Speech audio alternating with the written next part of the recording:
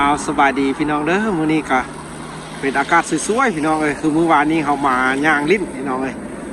ว่าเขาเจ้าสิมีการแข่งขันรถอยู่หั่นเดี๋ยวพี่น้องเอ้ยกำลังเดี๋ยวจะได้เขาสิพาไปพี่น้องเพิ่นกำลังเฮ็ดเลยคนกำลังโฮมเดี๋ยวสิพาไปเบิ่งเด้อรัสเซียพี่น้องหนาวๆแนวนี้กับอากาศสวยๆพอดีได้พักเฮียนเลยพี่น้องเอ้ยอันที่เห็นเป็นควนนั่นก็เป็นโรงงานเด้อพี่น้องเอ้ยเป็นโรงจักรโรงงานเขาเจ้าเฮ็ดอยู่กลางน้ำเลยน้ำเด้พี่น้องอันนั้นน่ะเป็นน้ำแข็งเด้อถือว่าคักแบบหนึ่งของรัสเซียพี่น้องเอ้ยแบบจะเป็นรถรุ่นเก่าพี่น้องเขาเจ้าแบบกระบะฮู้เนาะแบบแนวไหนของเขาเจ้านะแต่หากเป็นรถรุ่นเก่าที่แบบเขาเจ้าดัดแต่งมาเบิ่งมื้อวานนี้ก็บอกมันพี่น้องเอ้ยเดี๋ยวสิพาไปเบิ่งว่าเป็นจังไดอยู่รัสเซียพี่น้องเอาคนหลายเด้แต่อากาศสิหนาวพี่น้องเอ้ยนี่คนก็ไปมาแล้วบางคนก็สิหนาวเป็นรอคอยดุดแล้วก็สิหนาวพี่น้องเลยว่าถือว่าเขาเจ้าจอดรถไว้นี่เลยได้พี่น้องเลยนี่ก็มีตำรวจมารักษาความปลอดภัยได้รถล้างหลายขนาดแล้วพี่น้องวันนี้นะเอาถือว่าเป็นอีกมือที่โชคดีเด้อพี่น้องเอ้ยที่ได้เห็นเด้อสำหรับเฮาซิมาอยู่รัสเซียพี่น้องเอ้ยเฮาอยู่นี่เฮาสิถ่ายให้เบิ่งสำหรับชีวิตอยู่รัสเซียเพิ่นเอ็ดจังไหนพี่น้องเอ้ยคนรัสเซียเขาเจ้าอยู่จังไหนในฤดูหนาวแบบนี้มีกิจกรรมแนวใดพี่น้องเอ้ยอันนี้ก็ถือว่าบ้านเพิ่นรถรางเพิ่นก็เก็บเอาไว้นี่เลยทางในนี่คือว่าบ่ให้จอดว่าแต่ก้อนเพิ่นเป็นคอกรถได้นี่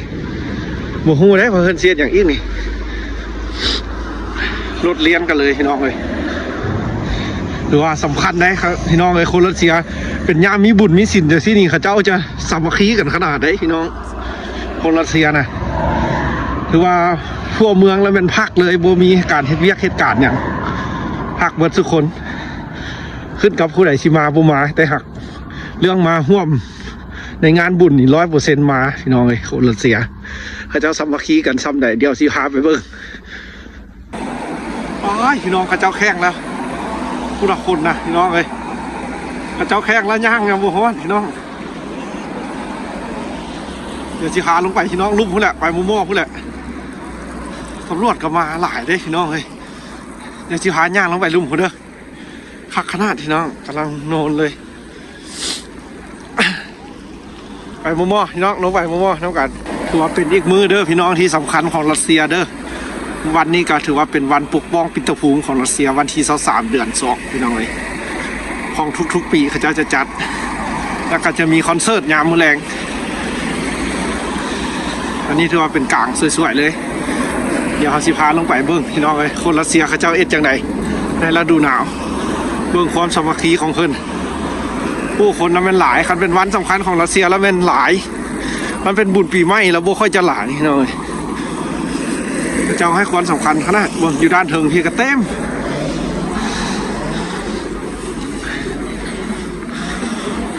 ว่ารถหลายคันเลยเนาะว้าวสิไปทางได้แล้วนี่สิลงไปได้สิลงไปทิศเบิ่งคนก่อนพี่น้องเลยแข่งอยู่กลางแม่น้ำเลยผู้คนหลายเลยพี่น้องสาวรัสเซียเด้อพี่น้องเลยคันในงานแนวนี้นะ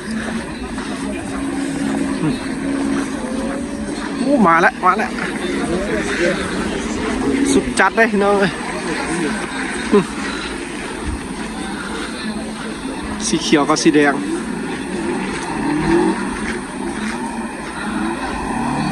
รถแบบรุ่นเก่านะพี่น้อง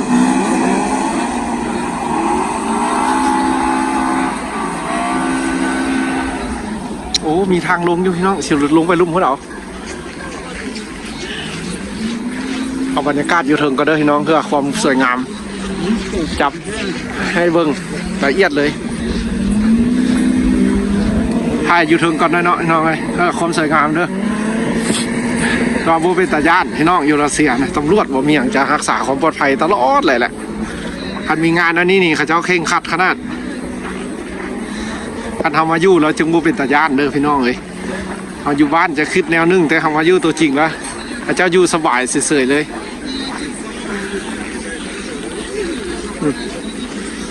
เดี๋ยวเขาสิลงไปลุ่มคนเลยบอกเขาเจ้าสิเกี่ยมงานคอนเสิร์ตมือแรงแน่นะพี่น้อง ทางลงอยู่คนเดียวเขาสิลงไปจะเป็นงานบุญอันนั้นจะเป็นเต้นของพนักงานที่มารักษาความปลอดภัยนี่มาแล้วมาอีกแล้ว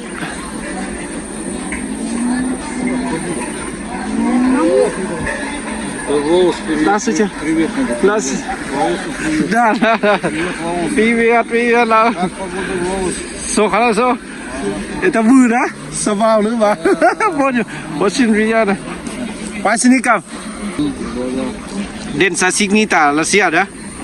Да. Я понял. Да. Трансляция? Да. Да? YouTube, да, поставить YouTube, да. YouTube работаешь, что ли? Да, работает. เพิ่นได้น้องเจอเพิ่นนั่นว่าเอาป่าให้น้องเพิ่นมาทักเขาเด้เพิ่นเห็นเขาเพิ่นก็จื้อได้พี่น้องอยู่รัสเซียก็เริ่มมีคนรู้จักแล้วเด้อ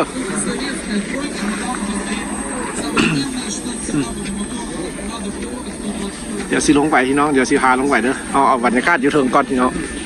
รถบ่มืดง่ายดอกรถบ่ค่อยหลายพี่น้องเรียนแต่ฟากนั่น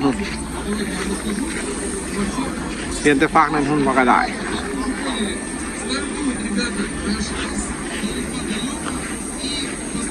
โอเคมาอีกแล้วเนาะมาอีกแล้วบูฮู้เขาเจ้าแข่งไว้หน่อยคือว่ามาตลอดเลยพี่น้องเลยพูดโอ้แดงกับแดงเลยตัวนี้นะโอ้ยพี่น้องสุดจัดคักแต่แววแข่งอยู่น้ำแข็งนะพี่น้องเลยนี่แค่เขาเจ้าโซ่รถแบบรุ่นเก่าซื่อๆพี่น้องคันแม่นแข่งกับจิโบแมนแนวนี้พี่น้องแบบเอ็ดความเท่ความสวยงามพี่น้องจะไปข้างนั้นหรือว่าข้างไหนวะพี่น้องข้างใดดีน่าจะไปข้างแดดพี่น้องข้างแดดสีอุ่นเลยนี่คุณเหรอ สุดยอดรัสเซียข้าเอาไปเบื้องนั้นสิมีแดดพี่น้องข้าเอามาเบื้องนี้สิหนาวหากเบื้องนี้สิได้ภาพงาม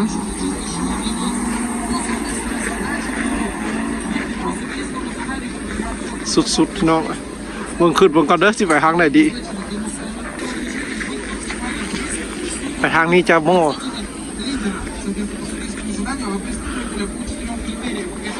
แต่คนนั่นอยู่เบื้องนั้นหลายได้นะพี่น้อง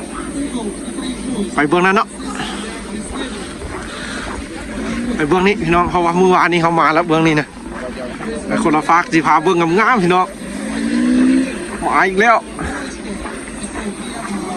เอาผู้ใดฮู้กับเมนบอกเลยเด้อว่าเพิ่นแข่งเฮืออีหยังพี่น้องเอ้ยความสวยงามบ่จังได๋หักรถถ้ามีแต่รุ่นเก่าๆนี่จะเป็นของรัสเซียโดยกงเลยรถเนี่ยยี่ห้อรถรุ่นเก่าออกมาดัดใหม่เพื่อจะเป็นเอกลักษณ์ของรัสเซียนี่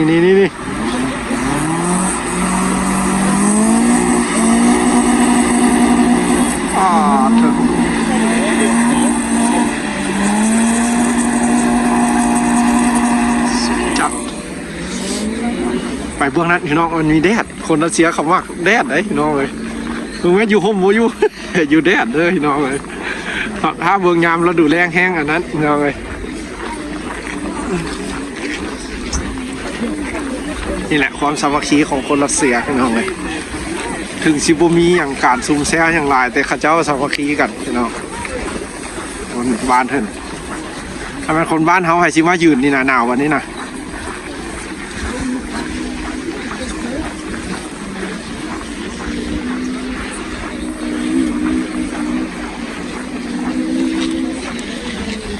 โอ้ดูทีบมาอีกปกติบ่ให้เอาดูทีบมาได้บ่เนี่ยคนรัสเซียที่เราไงความสวยงามของคนเมืองหนาว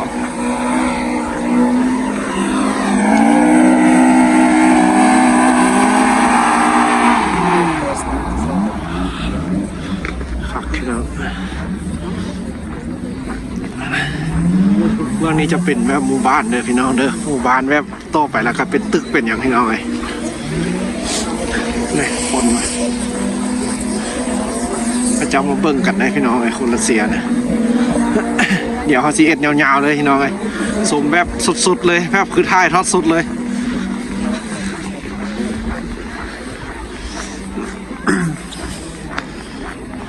ภาพงามขนาดฟ้าใสแจ้งดี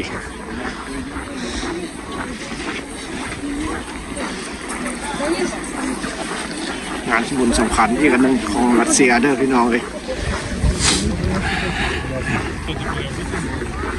เดี๋ยวสิไปเบิ้งรถโม่ๆเลยก็ได้พี่น้องเดี๋ยวสิหาไปเบิ้งว่ารถแนวใดรุ่นใดนี่ตึกอันนี้จังน้อยแล้วแหละครับผมเนอะเอามาถ่ายตรงก้อนยังบ่มีหลังคาซับอันนี้สิแล้วหมดแล้วนี่แล้วก็เป็นโบสถ์วัฒนธรรมเพิ่น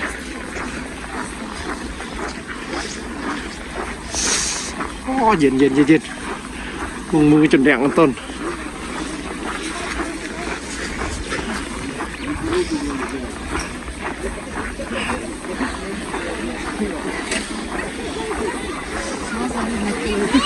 ต้นแน่นเลยนะ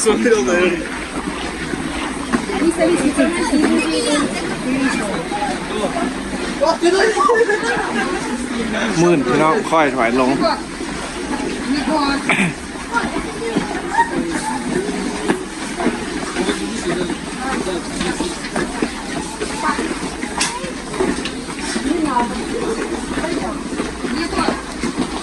เอาลงไปแล้วสิไทยอีกพี่น้องมันมื่นเลย